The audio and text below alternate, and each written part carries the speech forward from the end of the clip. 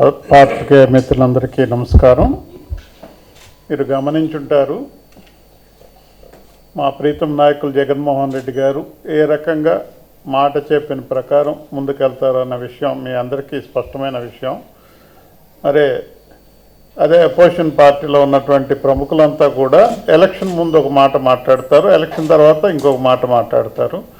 అలా కాకుండా చెప్పిన మాట ప్రకారం ముందుకెళ్తున్నటువంటి ప్రీతం నాయకులు జగన్మోహన్ రెడ్డి గారు అంటే అందరికీ గౌరవం ఉంది.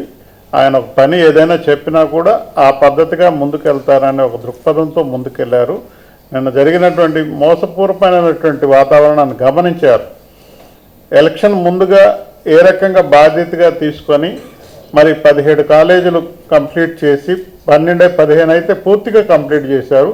తర్వాత 2 కాలేజీలకు కూడా ఏ రకంగా మతలబు పెట్టినా కూడా చివరికి నిలబెడారు. మిగతావంతా కూడా కమర్షియల్గా ఆలోచిస్తూ మరి ముందుకు పోవాలనే ఆలోచన మరి చంద్రబాబు గారిది.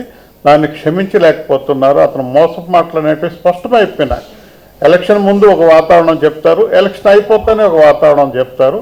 అలా కాదు, ఏదైనా జగన్మోహన్ రెడ్డి గారే ప్రజలను కాపాడుతారు, మరి అదే రకంగా హాస్పిటల్ని కాపాడుతారు, ముందుకెళ్తారనే ఒక దృఢమైన విశ్వాసంతో రాష్ట్రమంతా ఆలోచిస్తుంది. అందుకే నిన్న అంత గొప్పగా జరిగిందని మీకు తెలియజేసుకుంటూ ఈ అవకాశం ఇచ్చిన పెద్దలందరికీ నమస్కారాలతో విరమించుకుంటున్నాను.